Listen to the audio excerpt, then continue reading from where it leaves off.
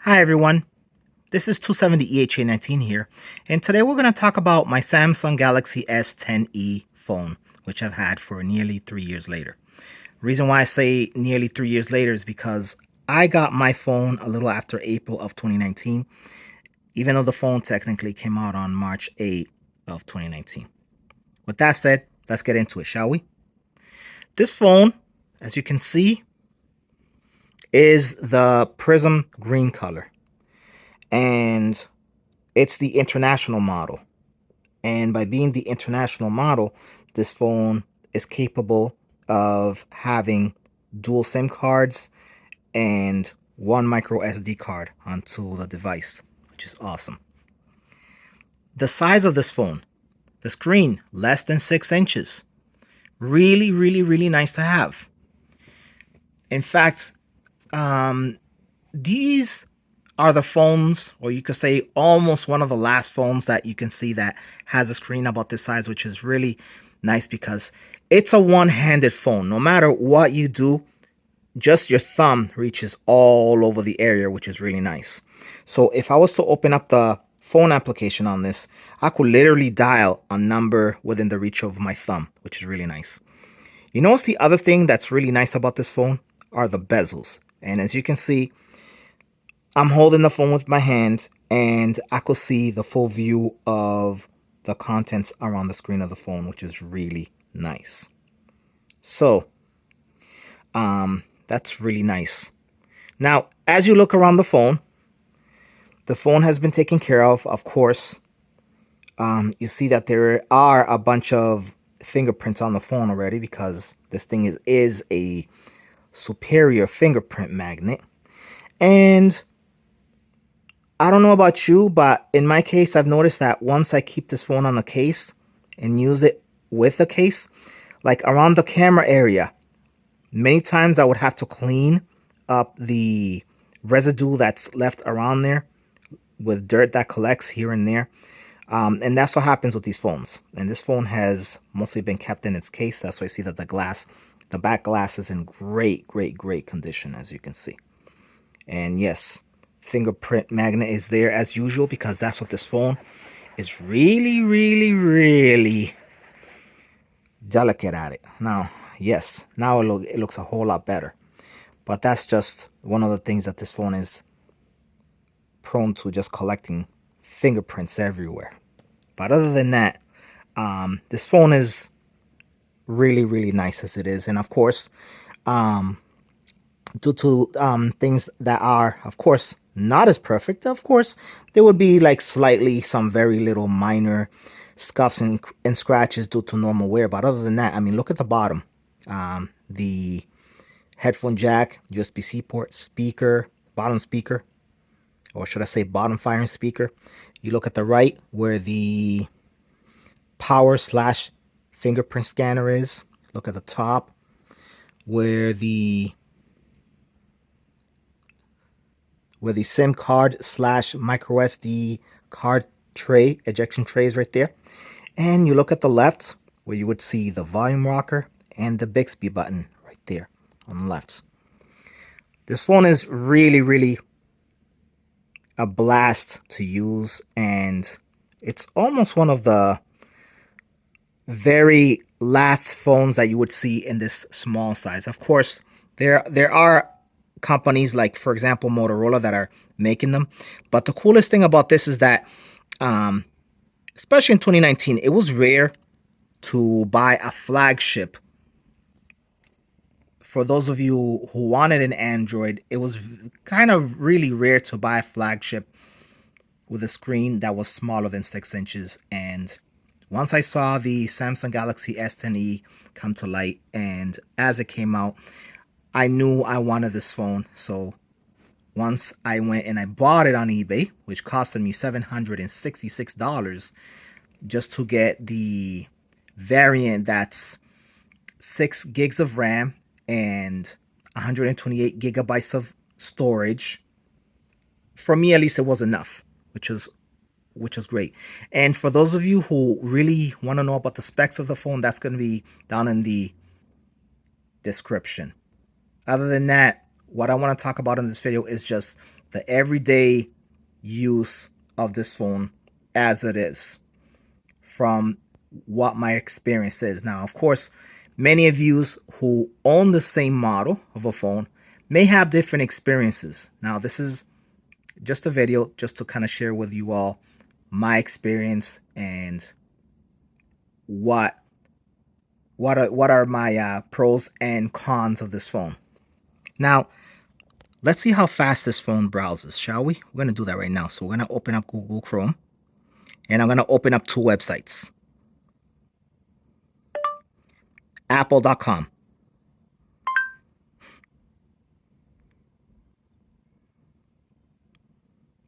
So this is the Apple.com website.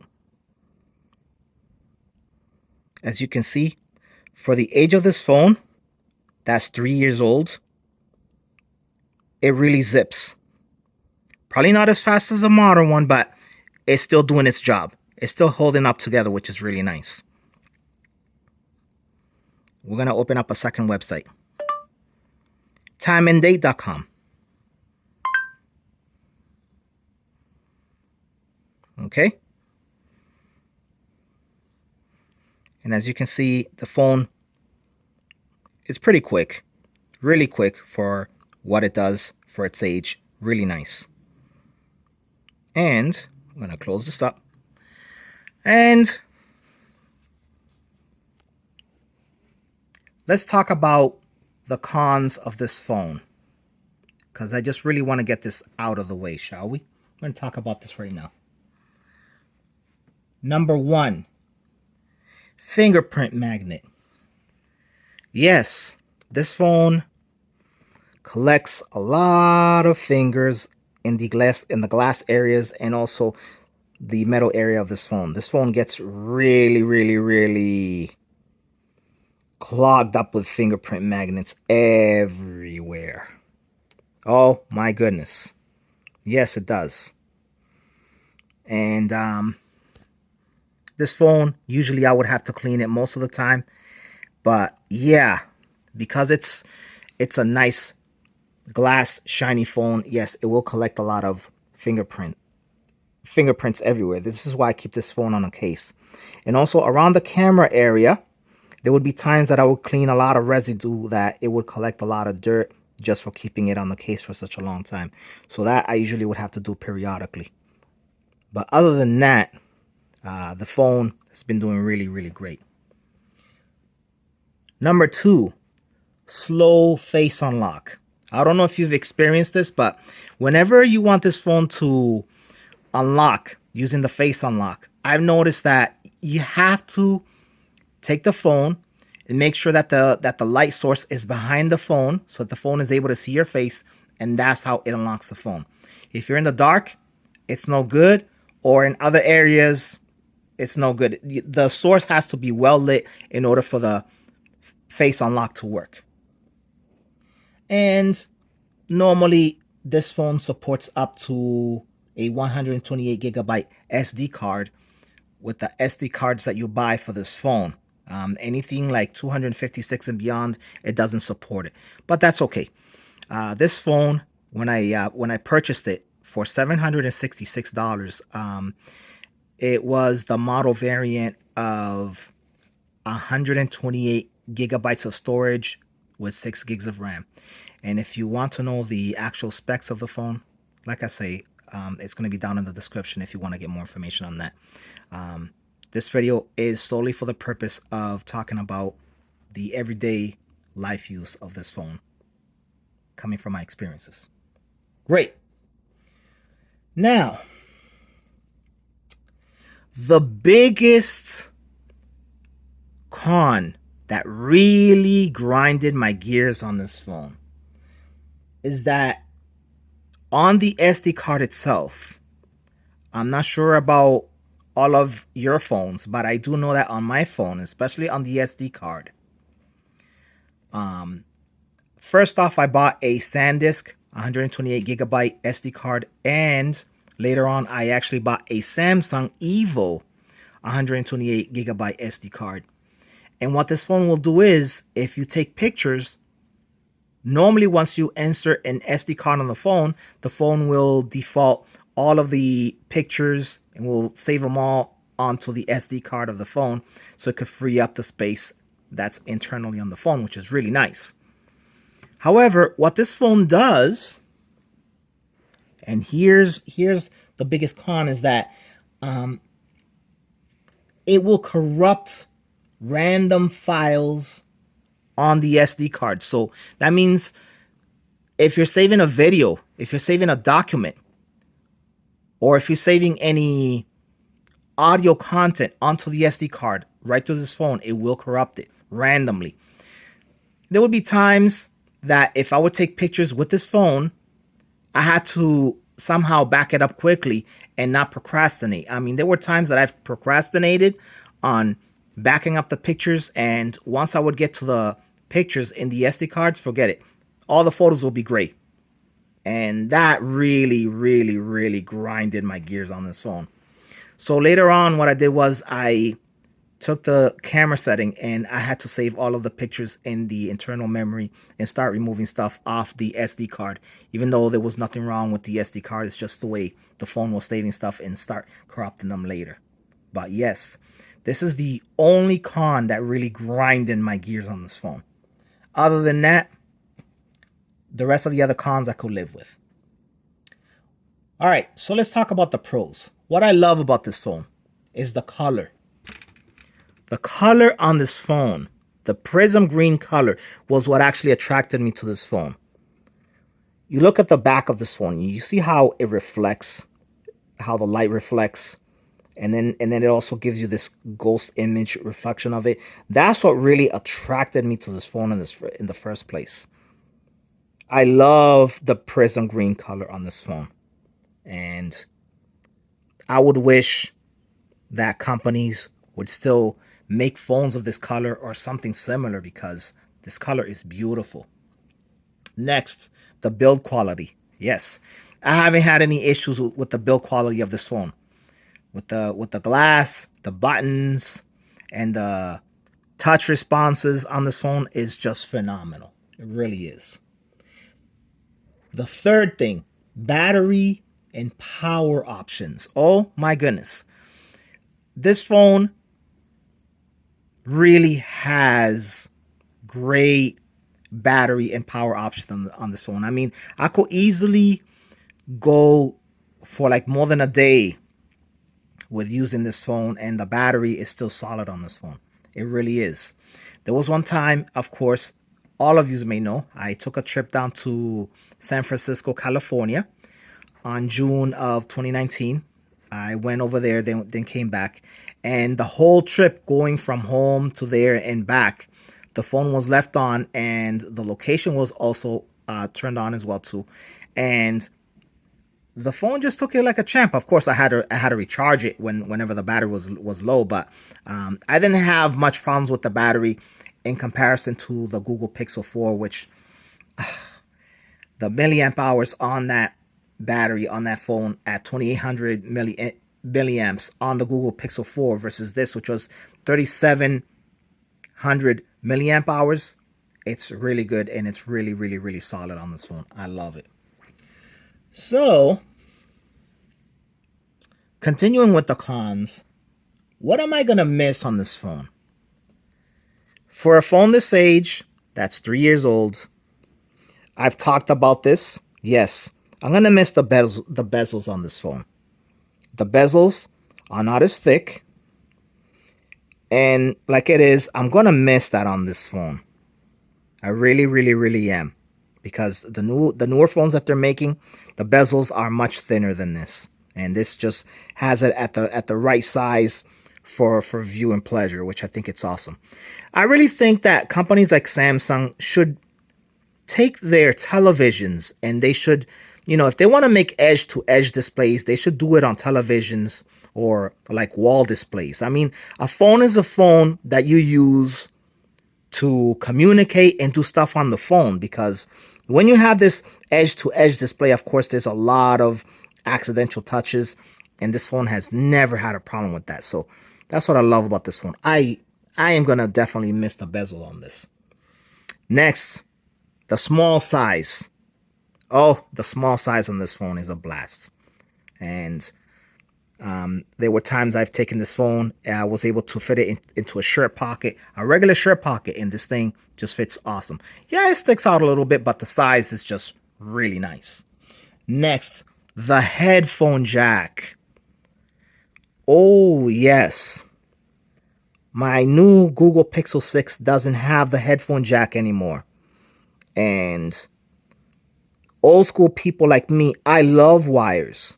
I love wires. And the thing is, now with the newer phones, you have to get a USB-C dongle in order to attach it so that hopefully that adapter has a headphone jack that you can be able to use the newer phones with a headphone jack.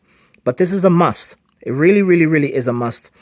And, you know, I don't know why companies will say that they need to remove the headphone jack just to put some other components when this phone in such a small package is able to have a headphone jack and it functions awesome.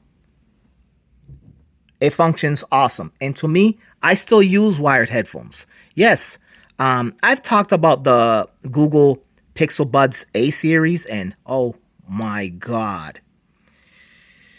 We're not going to get into too much of the subject of that, but let's just say it's frustrating when you use these modern headphones that are completely wireless and each earbud has a battery and you could only use it for like 2 or 3 hours. When a wired headphone, you could simply go up to even 4 or 5 hours on a phone conversation, which is really nice. Or if you're listening to music or just watching videos off of wired headphones, what is wrong with the wires? You know, that's just my question that I ask myself. With a lot of these cell phone companies, they just want to eliminate the wires. I mean, back in the 20th century, I mean, we live with wires. What is wrong with wires? Seriously, what is wrong with them? There's nothing wrong with wires. Yeah, do they get tangled up? Yeah, they get tangled up, but you can easily just untangle them and just live on your way. Simplicity is what it counts. And the headphone jack on this phone, oh my God, it was simplicity to its finest. And I'm going to miss that on this phone. Really am. The physical fingerprint scanner. This is another thing as well too. My brand new Google Pixel 6 has the scanner, the fingerprint scanner under the glass. And this with the physical fingerprint scanner, all I have to do is just simply tap my finger on this and the phone recognizes it right away. And this thing just works like a champ all the time. It just blows me away. The scanner, the fingerprint scanner on this phone works even better than the face unlock. This is what I use the most. And throughout 2019, 2020, and up until now, I mean, we've been having some very rocky, bumpy years, especially with the pause of 2020. The fingerprint scanner has been the best on this phone. It really, really, really rocks. Next, loudspeakers. Whenever you play music on this phone or whenever you're talking with a phone call, I did mention this on one of the videos that I talked about on this phone early in 2019, on May 20th of 2019, in fact. I talked about when you're talking on the phone, you could really hear the caller off both speakers. When you're watching YouTube, you can hear the video content really, really, really good. And when you listen to an audio content, it could be a Google podcast or your own personal MP3 files, etc. This phone is the best. I love it. I really, really, really love it. And the last thing I want to talk about is sensitive mics. Yes, this phone, I've noticed that whenever I record something, whether it be a video or what have you, the mics are just so good on this thing. It picks up the stereo signal really, really, really nice for its age. And yes, I've shot a couple of videos that I put up on YouTube using this very phone. And this thing really, really, really rocks. And for a phone at this age, for what it could do, it really rocks. And it's a phone that whether it would be in my hands or anybody that has a phone of the same model really does pretty good. I have a friend by the name of Elaine Riverwalk, and she has the bigger brother to this phone, which is the Samsung Galaxy S10, and she enjoys the phone so much. She enjoys it so much that she, till this very day, she still has it, and her color is blue. And yeah, it was a personal preference to her, but she loves her phone, that's for sure. Other than that, this is 270 EHA19. Signing out. I just wanted to kind of share my experience with the Samsung Galaxy S10e phone. And I hope this video was a benefit to you. And if you do have the same phone, please leave your experience down in the comments below. I'd like to hear it because I'm always checking my comments most of the time, seeing what there is and what the status are in the comments down below for every video that I see when comments come along. This is 270 EHA19 signing out and simply saying thank you for watching.